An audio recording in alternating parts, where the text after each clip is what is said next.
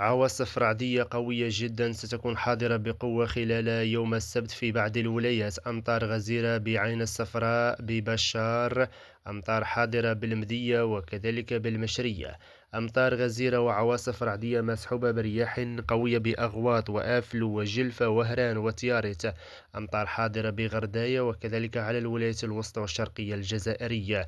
ويجب التوخي الحيطة والحذر وتجنب الوديان والمنحدرات. أمطار حاضرة ببسكرة وخنشلة وباتنا وبريكة وتبسة وبئر العاطر والمسيلة والسطيف وقسنطين وسوق هراس وبسعادة. وأجواء مستقرة بجنوب الواحات وجنوب الصحراء.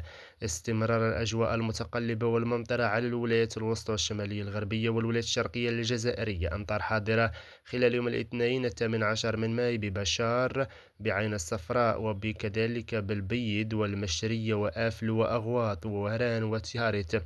وأجواء مستقرة ببسكرة وقسنطينة وتبسة وخنشلة وباتنا وبريكة وأدرار وورقلة وتامن راست والإليزي خلال يوم الأربعاء 20 من ماي ويوم الخميس 21 من ماي ويوم الجمعة 22 من ماي.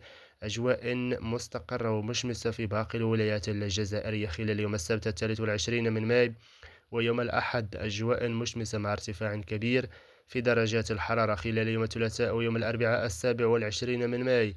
أجواء مستقرة إلى قليلة السحب بباقي الولايات الجزائرية خلال يوم الخميس 28 من ماي. أمطار وعواصف رعدية حاضرة بقوة على خنشلة باتنا بريكة بسكرة رأس الميعاد جلفة بسعادة وبجاية والجزائر العاصمة وقسنطينة وتبسة وخنشلة وباتنا وبريكة.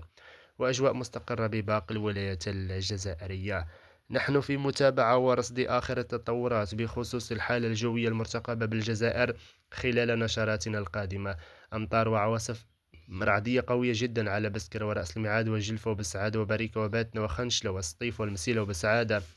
أمطار حاذرة كذلك بعين وصارة والمدية وآفلو وتزوزو وسوق هراس وكذلك بالسطيف.